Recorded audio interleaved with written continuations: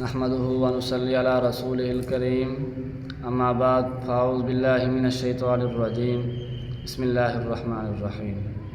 آج ہم اس ویڈیو کے اندر ایک صحابی رسول کا ذکر کریں گے اور ان کا نام حضرت سعید بن عامر رضی اللہ عنہ ہے، جو کہ رسول اللہ صلی اللہ علیہ وسلم کے خادم تھے کہ آپ علیہ الصلاۃ والسلام جس وقت کوئی بھی گفتگو کرتے اور کوئی بھی کام یا فعل کا حکم دیتے تو یہ صحابی رسول غور سے وہ کام سنتے تھے اور ہم تک انہیں کے ذریعے بہت سی حدیثیں منقول ہیں۔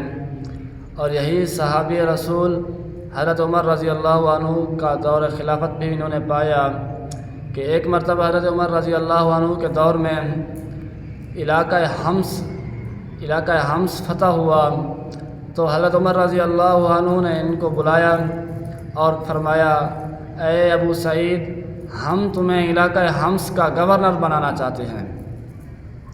تو انہوں نے بڑا ایک عجیب سا جملہ کہا جس پر حضرت عمر رضی اللہ عنہ ناراض ہو گئے۔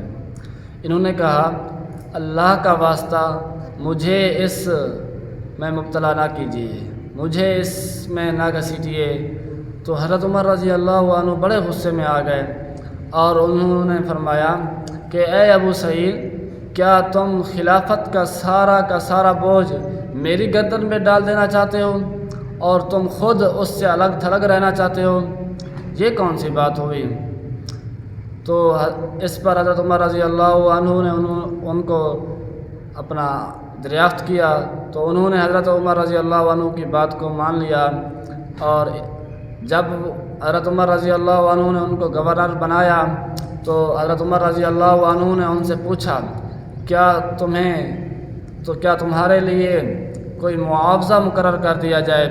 تو انہوں نے کہا کہ مجھے جو کچھ بھی بیت المال سے ملتا ہے وہ میرے لیے بہت زیادہ ہے، میرے خرچ سے بہت زیادہ ہے، میری آمدنی سے بہت زیادہ ہے۔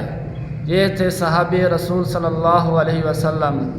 تو ان کو علاقہ حمص کا گورنر بنا دیا تو یہ چل دیے۔ جب وہاں پر پہنچے اور چند دنوں کے بعد ایک وفد حضرت عمر رضی اللہ عنہ کی خدمت میں حاضر ہوا اور کہا، سلام دعا کی، اس کے بعد عرض کیا حضرت عمر رضی اللہ عنہ نے کہ تم مجھے اپنے علاقہ حمص کے جو لوگ مفلس ہیں ان کے نام مجھے درج کر کے دو، لکھ کر میرے پاس بھجوا دو۔ تو جب وفد واپس گیا تو انہوں نے وہ نام لکھے۔ جب وہ نام حضرت عمر رضی اللہ عنہ کے پاس آئے تو حضرت عمر رضی اللہ عنہ نے دیکھا کہ سب سے پہلے سعید بن عامر لکھا ہوا ہے۔ تو حضرت عمر نے حیرت سے پوچھا، یہ سعید بن عامر کون ہے؟ تو انہوں نے کہا کہ یہ ہمارے گورنر ہیں۔ حضرت عمر رضی اللہ عنہ نے کہا، کیا تمہارے گورنر مفلس ہیں؟ انہوں نے کہا جی ہاں۔ تو حضرت عمر رضی اللہ عنہ انہیں اتنا روئے کہ ان کی داڑھی مبارک تر ہو گئی، اتنا روئے حضرت عمر رضی اللہ عنہ۔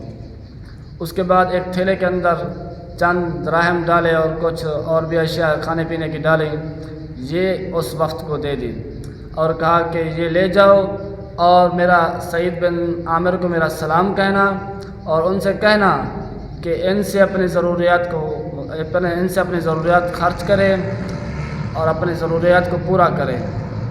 تو یہ وقت جب حضرت سعید بن عامر کے گھر دروازہ کھٹکھٹایا تو اس سعید بن عامر نے دیکھا کہ ایک تھیلی کے اندر کچھ دینار ہیں، کچھ رقم ہے، کچھ پیسے ہیں۔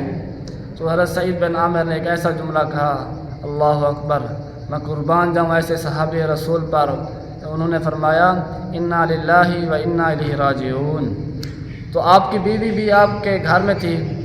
انہوں نے پوچھا، اے ابو سعید، کیا کوئی وفات پا گئے ہیں؟ تو حضرت ابو سعید رضی اللہ عنہ نے کہا کہ اس سے بھی زیادہ اہم معاملہ ہے۔ تو بیوی نے پھر کہا، کیا کسی مسلمان کو جنگ میں شکست ہوئی ہے؟ تو حضرت سعید بن عامر نے کہا کہ اس سے بھی بڑا معاملہ پیش آیا ہے۔ دوبارہ بیوی نے پوچھا، کیا کوئی ایسا واقعہ رونما ہوا ہے جس سے آپ کو تکلیف ہوئی ہے؟ آپ نے فرمایا ہاں ایسا ہی واقعہ پیش آیا ہے۔ آپ نے فرمایا وہ بیوی نے کہا وہ کیا ہے؟